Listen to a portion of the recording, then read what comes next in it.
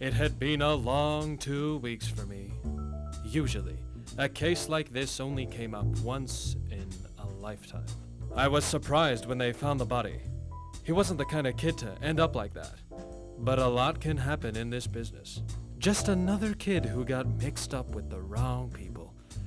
They're planning a parade for tomorrow. Gosh, you'd swear the whole city shut down when the news broke. If only I could go back 2 weeks and tell myself, don't do it.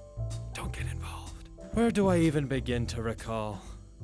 Where do you start a case with no leads? I guess it all started when I went to the set for his upcoming flick. A romance type, set in Vegas. The boy may have been loved at the box office, but in here, geez, you'd swear everyone hated him. He was extremely difficult to work with. The director hated him the most. Phil Lehman was his name. The producer forced him to be in the film. Greg McClams. Something that, looking back, should have been a red flag. I assumed it was just how things worked in the biz. Apparently, his co-star despised him. She was the romantic lead on this film, Eliza B. Hatt. After some snooping around Eliza's trailer, I found a letter. It was from Frank O. Hatt. If the name rang a bell, that's because he played Mike, the bicycle boy in The Great Caper of Manhattan Island, a film the boy was in. Apparently, there was some mix-up between them. Frank had a breakdown, quit the business altogether. Most believe there is a strong feud between the two, still to this day. With Frank's hatred and Eliza's close relation to both our Golden Boy and Frank, it was beginning to look like an open and shut case. I just had to get a confession out of Frank.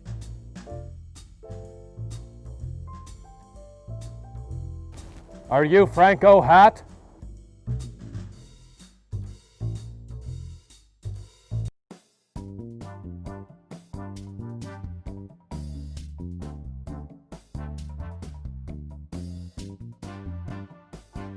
Please, stop.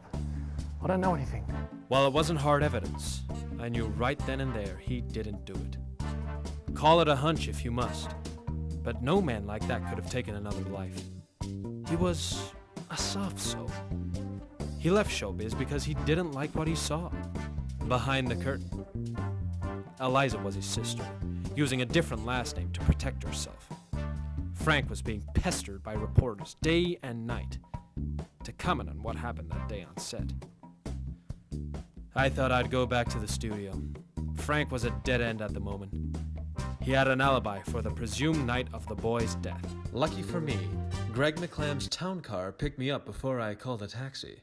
Henry, we've spoken to the boy's parents, and we want you to drop the case. Unlucky for me, he beat me up and tossed me to the side of the road in the middle of nowhere.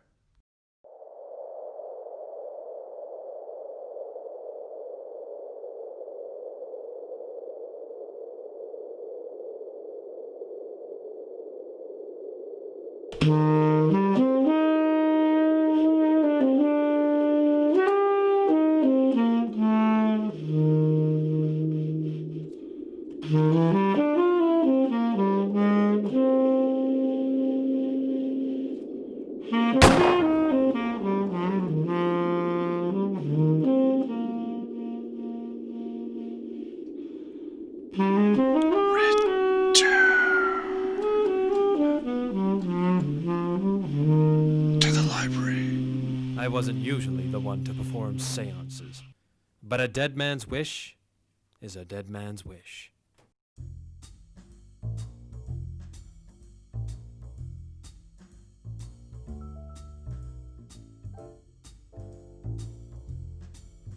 Are you Mr. Fox? I have information This for was you. Jamie Ratz. She knew everyone and anyone in this town. There's more to this story than just this boy's death. Frank left the industry for a reason, and I think it's linked. These boys, they did something, and the studio's trying to cover it up. Maybe there's something in the apartment? When I asked for the key to the boy's apartment, she said, No dice. we agreed to meet, corner of 66th Street and Maple Drive. I had no trouble getting in. The place was crawling with lowlives and mob types. The mob scared me. If there was one thing in this world that scared me more than the mob, it was clowns.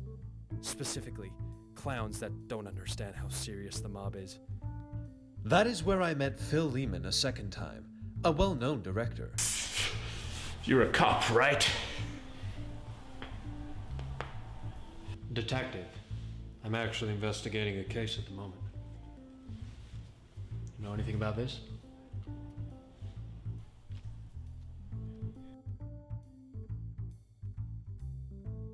We were work friends. I mean, what can I say? Hardly knew the guy. Lehman was playing hardball. Luckily, they used to call me Lou Gehrig back in high school.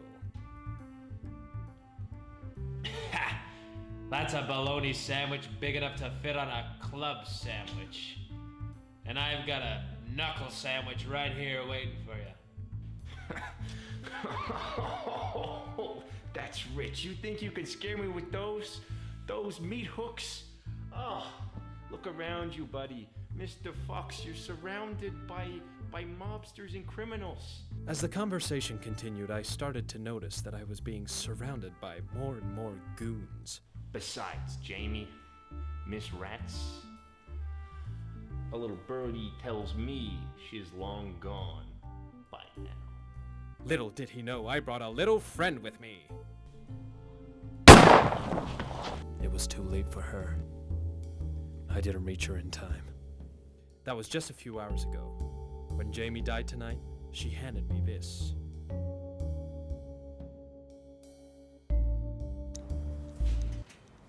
I thought I'd better go investigate the boy's apartment.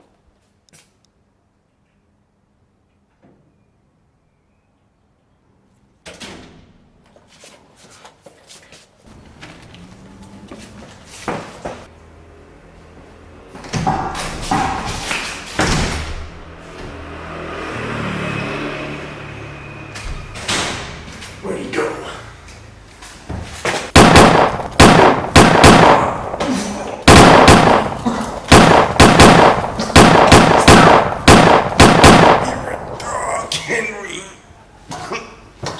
I ain't no dog, kid.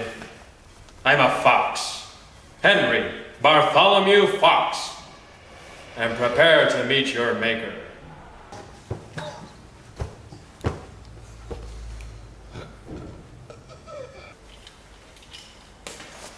I'm going to leave.